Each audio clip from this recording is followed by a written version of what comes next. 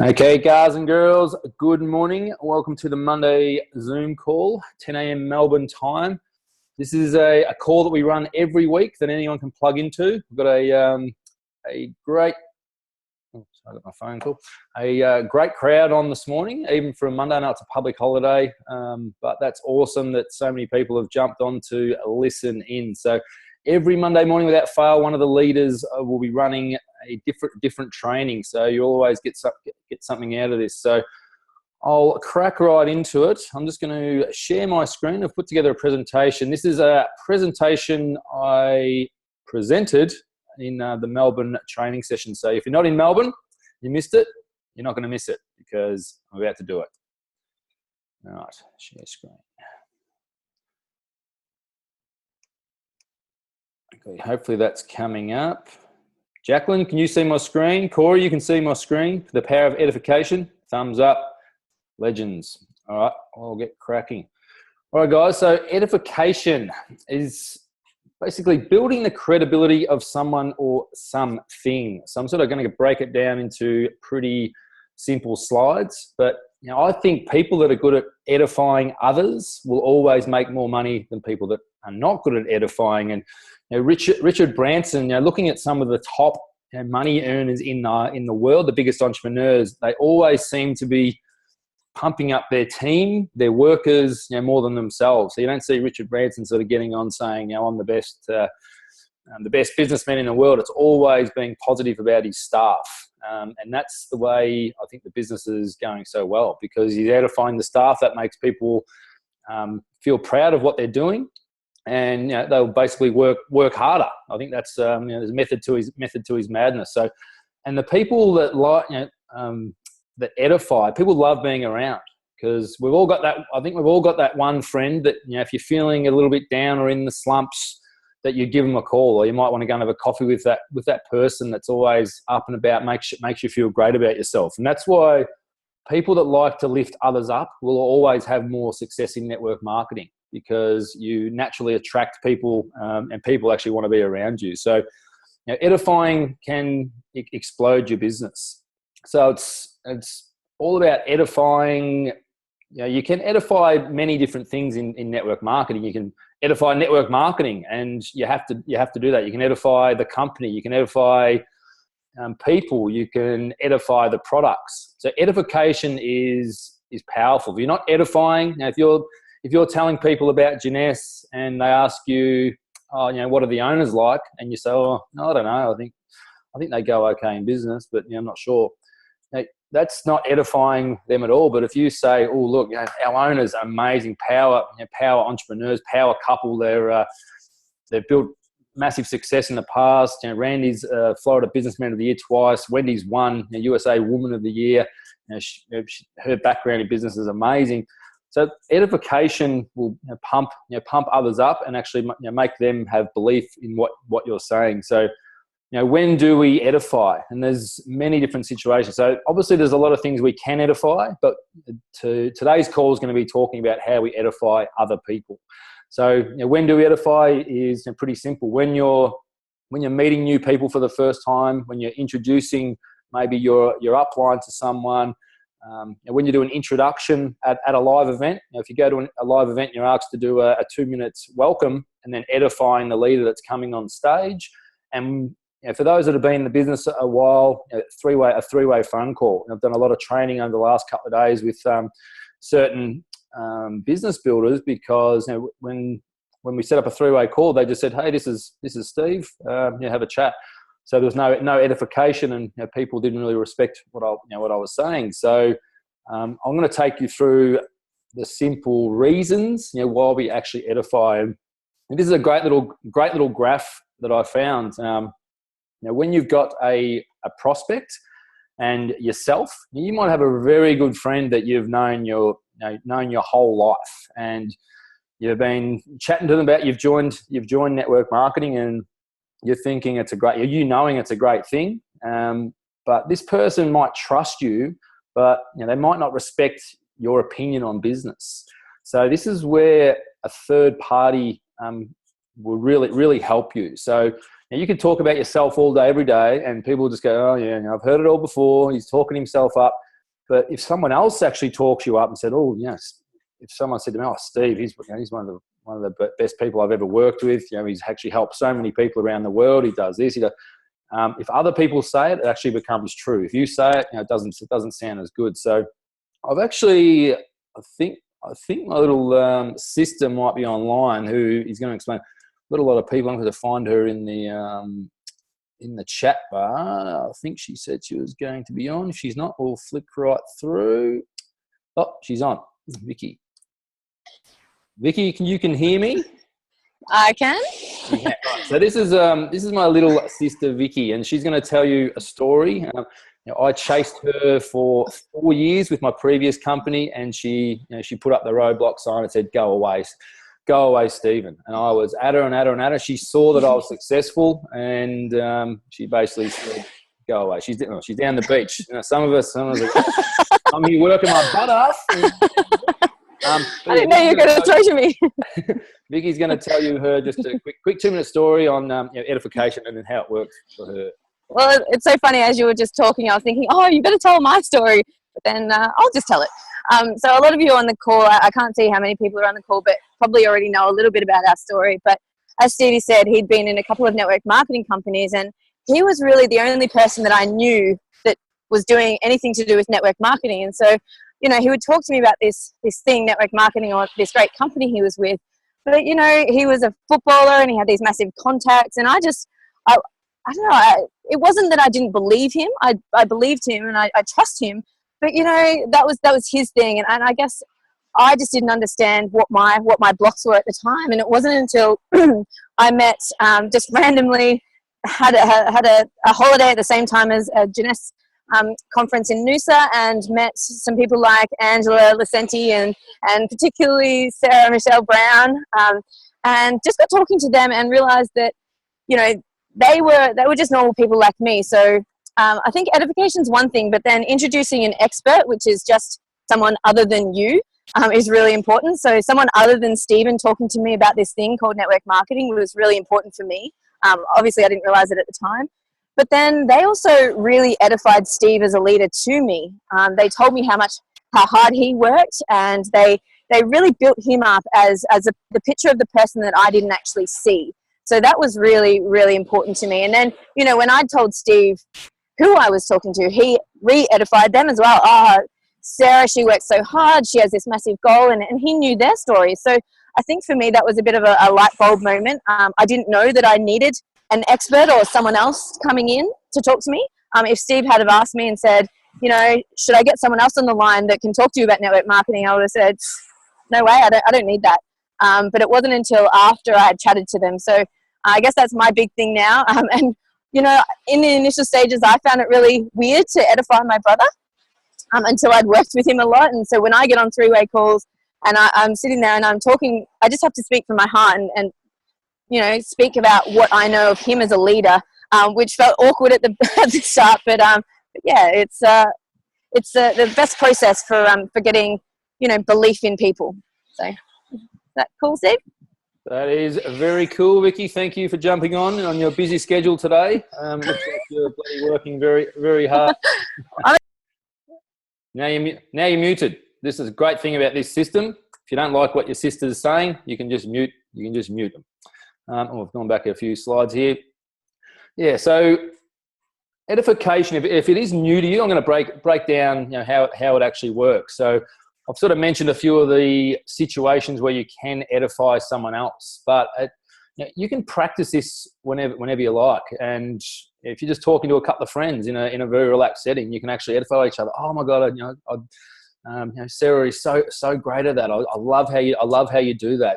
Love to hear your story. So you don't have to edify over the top. But when let's say, example, you're doing a three-way phone call, and Vicky might be edifying me on a call, and she obviously says the brother thing. It's my brother. I'm so excited to join forces with. So these are a few examples on how you can actually lift up the person that you're edifying. So, I'm so excited to be joining forces with blah blah. Well, you're so fortunate to get some time with. I met Mr. Baker through a friend, and I know a friend who I know and respect, and tell the leaders quick story. You don't have to babble on too long. But if it was someone that was edifying me, it might be, oh, look, this is Stephen Baker. He's just retired from 5 years of football. Before football, he was working in a timber mill, which he absolutely hated.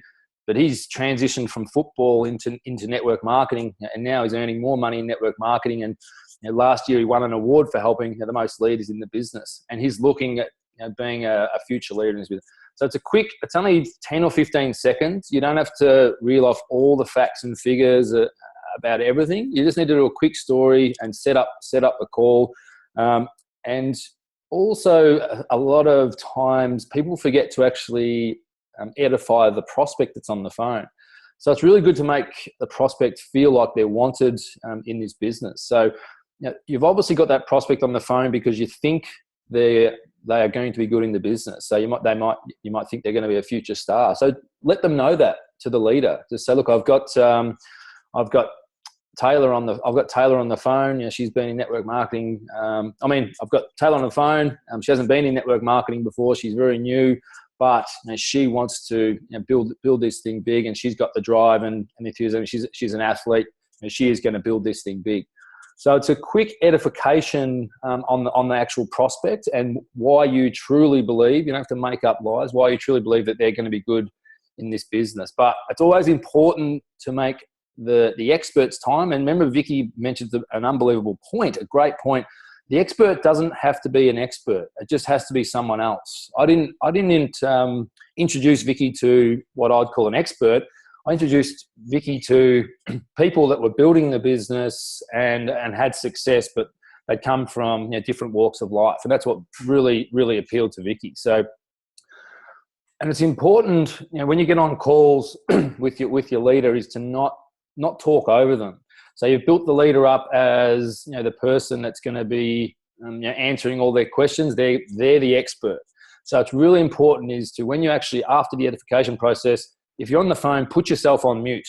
Don't butt in. I know you're probably going to know a lot of the points, and if the longer you've been in the business, the more points that you'll know. But I quickly learned I was getting my upline on a lot of calls, and I was butting in all the time and talking over them because I was becoming a little bit of a know-it-all and think I knew what to actually say, and which I did. But what that was doing was taking the edification away from my upline, and that takes respect away from them. So if I'm talking over them, it makes them look like what they're saying is not important. So that's one of the most crucial things that I found.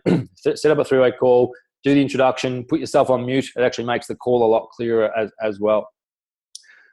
So good edification versus bad edification. And early days, I had some absolute shockers. I didn't know what edification was from day one, and I just thought it was normal. Someone would get on the phone and say, "Oh, look, this is Stevie Baker. He loves having a good time. I think he played a few games with St Kilda, but he just loves partying." And like that would not really set up the call very well. A little bit true, but it doesn't really set the call very well. They're going to get the opinion of me. That's probably what I'm going to look like in their eyes. And if they don't actually know me, they're thinking, "Oh, this guy's he's a bit of a bogan." And then the first thing that when they get on Vicky, you like that one? The first thing they're going to think when they get on a call, or the first thing they're going to say is, "Oh, hey Bakes, how's the Saints going? What are the Saints going to be like this year?" And that just sets up a shocking call, and then you spend half your time answering silly questions. But good edification. If someone sets up the call properly and makes my time more valuable than the prospect. So yes, it's great to get a prospect on the call, but you should be valuing your leader's time. So you might set up the call like, "Hey, I can get Stevie Baker for half an hour tomorrow. He only works with the go-getters. He's working with me closely because I've put my hand up. I want to be a leader in this business. So I can get half an hour of his time, but his time is very valuable. He's one of the top income earners in Australia. Travels the world. He's actually won an award for helping most people rank in this business. So really respect his time, and I'll get him on the call for you. But he'll be able to answer all of your questions. Is that okay?"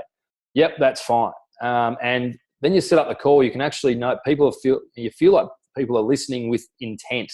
When you're edified correctly, people will listen in and really respect what you say. It makes a huge difference to the call. And first impressions count. So whenever you're going to a meeting, you've got to edify yourself sometimes. So, when you're meeting someone that might be from the corporate world, you might not rock up with shorts and thongs.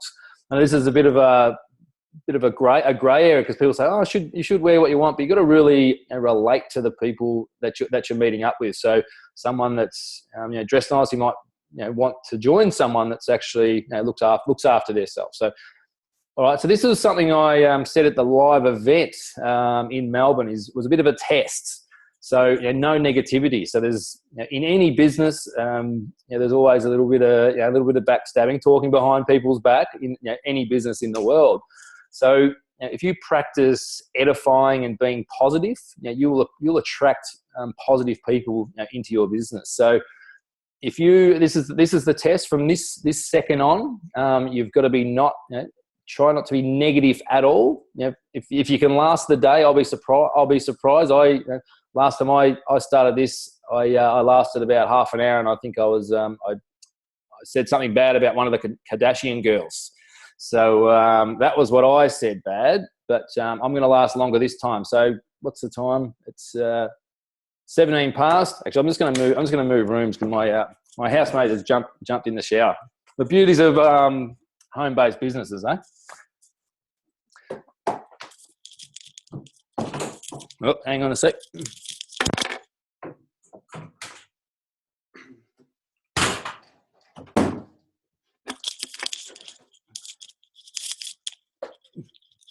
All right, I'm back. All right, so no negativity. So if you're on the Facebook groups later, I'll want to hear, if you are negative, tell me what it was about. And if it's worse than Kardashians. All right, so another great thing that I do when I edify people is really relate a story to the prospect that they might like. So a lot of people have done the different personality types. If you haven't, that's fine. So it's basically people are in four different personality types. Now there's the sharks, the money driven, the dolphins that just love having fun. So I call myself I'm half shark, half dolphin. So I'm actually a sholphin. So that's my personality type. I like you laughing at my bad jokes, Jacqueline. Thank you very much for that. You're on my screen, so thank you. Now then there's the owls. They need their questions answered. They're very wise. They're very methodical in the way they think. They might need a few more questions. They love learning about every different ingredient. I've been in the business for 4 years. I still don't know what's in our products. But I'm not an owl. I'm a sholphin. So, and then there's the helpers, the big panda bears. They love cuddling people. They love helping people. They'd rather their people in their businesses succeed more than them. So when you're talking to people, you relate to what they're interested in. So if someone was edifying and they were edifying a shark, the edification process to me, let's say I'm the one that's going to be running the three-way phone call and the prospect was a shark. So when you're edifying me, you might say, hey, look, Steve got involved in this business because of the compensation plan. He wanted to earn as much money as he could, and he's got to the top level. He wins all the trips, and one of the top income earners. So he's a perfect person to talk about the compensation plan and the money. So that's what you might say to a shark when you're getting me on the phone to a shark. To a dolphin, you might say, hey, this is Stevie Baker. He loves having a good time. He works hard, but God, does he play hard? He makes sure he wins all the trips. He gets all of his team members on these trips. That's his main goal. He wants to go away. He wants to have fun and just has an absolute ball with his business. I'll hook you up to Steve. His time is valuable, but he's a perfect guy to explain this business to you. And the owl. So the owl might be, hey, this is Stephen Baker. He's been in this industry for 8 years now, 4 with a previous company. And now he's been with Jeunesse basically since it started in Australia. He knows all the ins and outs of the business, the products, and that. Even though I don't know everything about the products, I can get my way through that. So that's an owl. And then the helpers. I know we got a live. We got the beautiful Heart to get up and say, what do you think a helper would say? And she got up and said, oh, look, this is Stevie Baker. I absolutely love working with Steve, and he's got such a big heart. last year he went over to Las Vegas to compete in a race for charity. He's always helping out others, and just loves helping his team. He actually, he won an award last year for helping the most people. Blah blah. So that's the four different personality types. Now they're very easy. The owl, wise. You sort of remember them. So put them as animals, just so they're very easy to remember. But so take a bit of time to talk to your prospects. So don't just go in guns blazing and just think everyone wants to earn $10,000 a month. So if you're talking to a shark and you're saying, oh, look, this is great, we're aligned with charities, and even though I love helping charities, if you're talking to a shark that just wants to go and make $1 million in his first year, you don't bring up all the fluffy stuff. You talk about, Janessa's got the 16 of the top 100 income earners in the whole industry in the top 100. Janessa's only been around 6 years. They've created more millionaires than any other company. I'm going to get you on the call to Steve. He loves talking about the money side of it. So that's the way you do it. So you don't fluff around and waste their time. So the only way you're going to find out what kind of animal they are is ask a lot of questions. So your next goal when you talk to a prospect is don't throw the business in their face. Talk to them, and your only goal is to find out what animal they are. So are they wise? They want to have heaps of questions, helpers. They want to have fun, or they're money driven. So ask a lot of questions. That's great practice for prospecting. It actually makes prospecting easy because all you're doing is finding out the animal.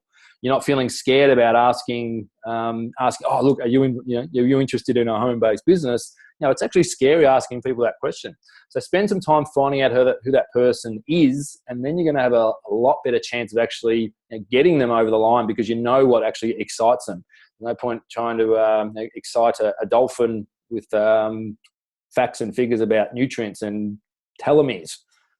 I don't even know what a telomere is. So edify with stories and not boring facts and figures. So when you're talking to someone about the business, you might be edifying someone and say, look, this person's done this. It's boring, but tell a story.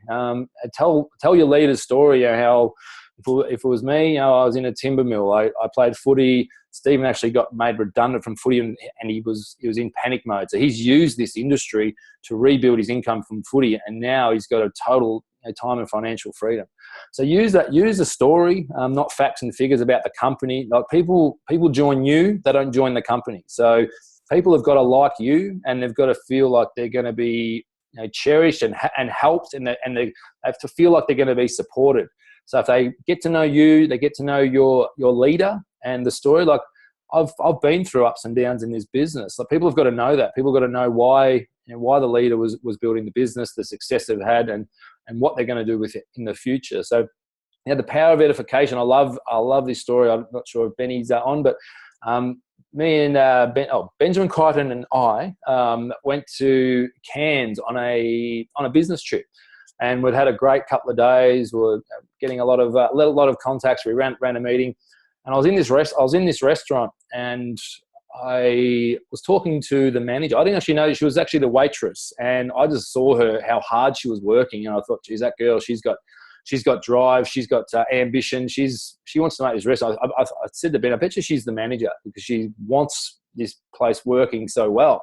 I asked her, I said, hey, you're doing some amazing things. I've seen you clear about 10 tables in 5 minutes, and you've greeted guests. What are you the manager here? And she goes, I actually am. How did you know? And I said, well, I can just tell because you're working so hard. So I'm thinking, I'm in here. I've got a great. I had a great opening line because I sort of guessed that she was the manager.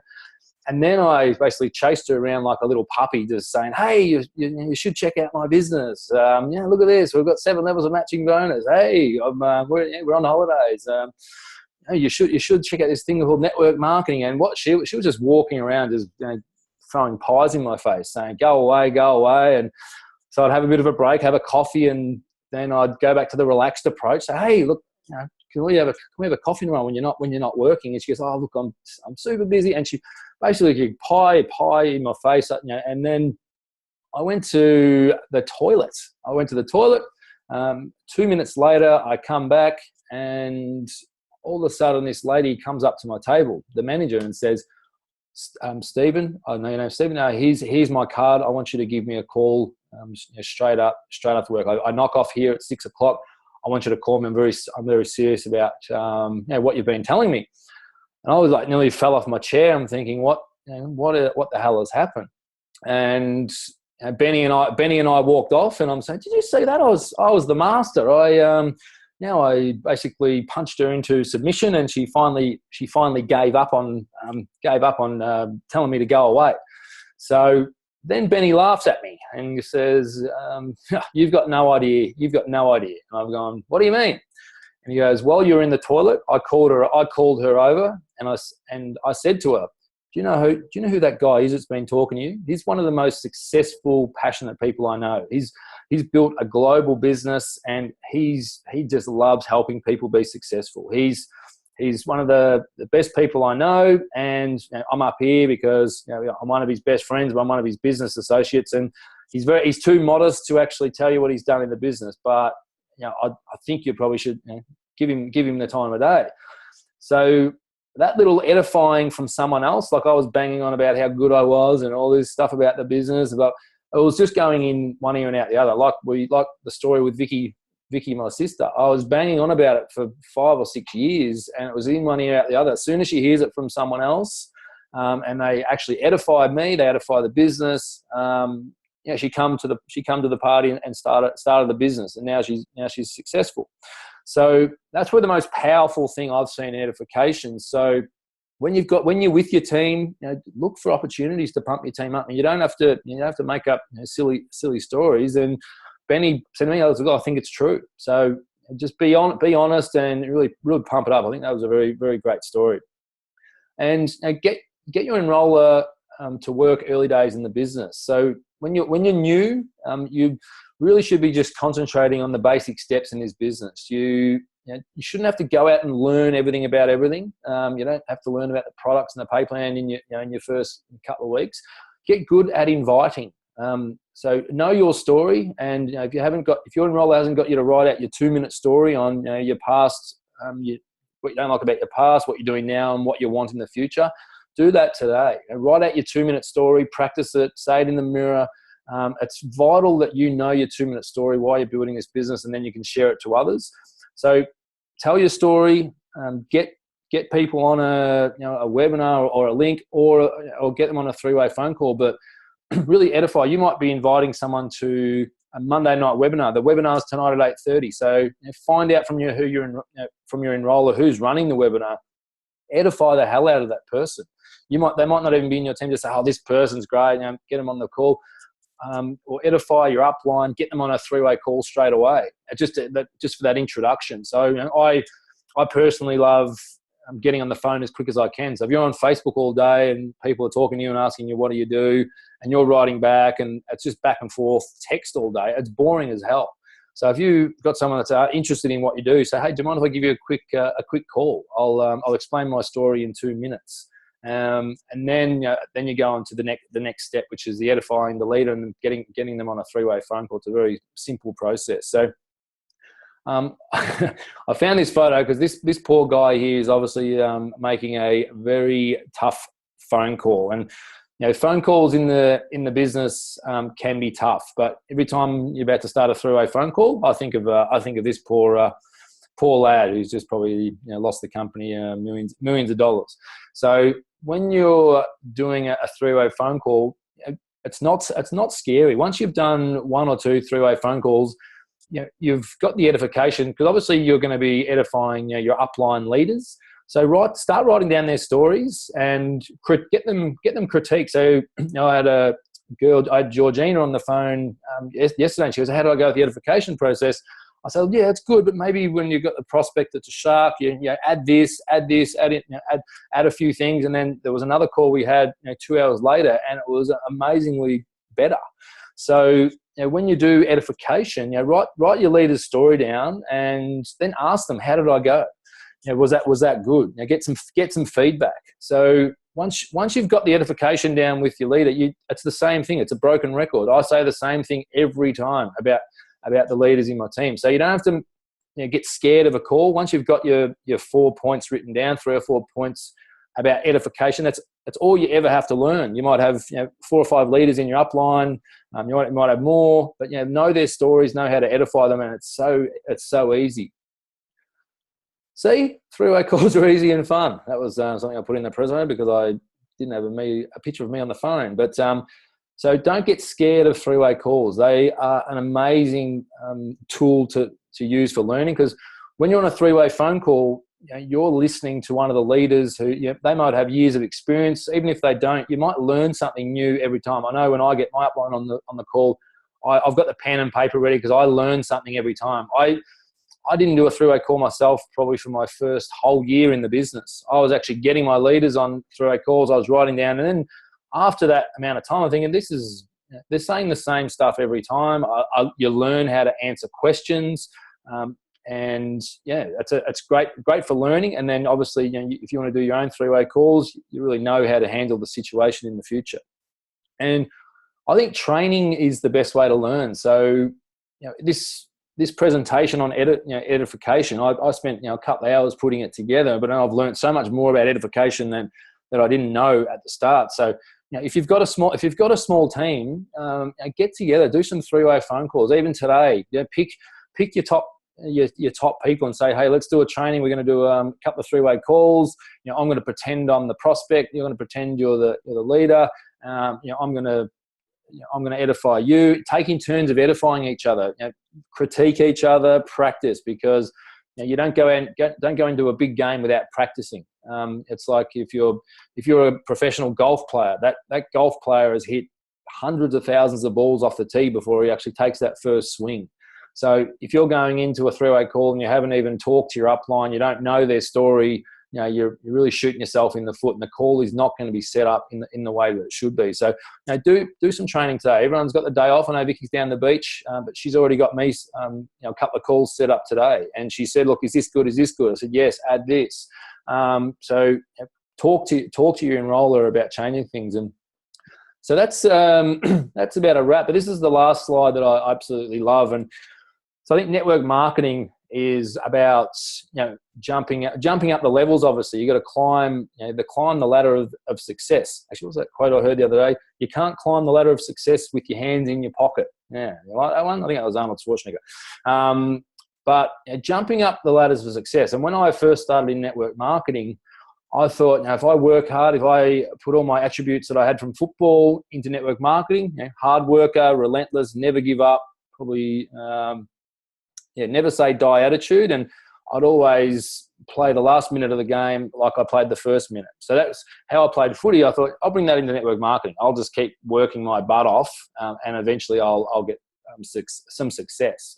But my business really peaked. I got to a level in the business and in my first company. I hit this level and I couldn't break through. I couldn't actually get to that next level. I'm thinking, what is going on here? And it was Benny Crichton that had introduced me to personal development. So I started. He started, and I listened to a guy called Jim Rohn, and he says, if you want your business to be better, you've got to get better. So I started working on myself, and one of the things I was petrified of was public speaking. Doing something like this a couple of years ago, 3 or 4 years ago, I wouldn't even think about it. I wouldn't dream about it. I would have went and hid under a tree. But I realized for me to take the next step in the business, I've got to step outside my comfort zone. So, and public speaking was my big thing, my block. And you don't ever have to be a public speaker. So if you're on here thinking, oh no, I've got to be a public speaker, that's definitely not true. You can become a good inviter, but we've all got a roadblock of something. Deep down in your heart what is stopping you in this business. If you're not being successful, it might be you're not making calls, you're not having daily action, you're not putting time aside. There's always something that's holding you back. So it's about and I jumped into the second bowl just with hard work, but to get into the second last bowl there, it was about me being a presenter. So I jumped in, and now in the situation, I feel like I've sort of broken through that barrier. But network marketing is not just about yourself. If you're not helping your friends jump up through the levels, you've got no chance in this business. So if you're going to jump, leapfrog 4 bowls and leave all your friends in this little bowl down here, your business isn't going to explode. So pass on what you learn and to your team. Make your team better. Like there's no better compliment than if someone in your team is better than you. And I've got numerous people way better than me in my team, and I love it. People go, "Oh, they've surpassed you in the business." I say, "Great, that's awesome. That's the ultimate thing you can do in this business is help someone be better than you." So once you find your flaws, there's so many other people in your team that will have the same ones and their own. So find out what's holding people back and practice and break through those barriers. But I think that's it from me. So I'll put a pause on this and then I'll stay on the line. And if anyone's got any questions, stop share, stop.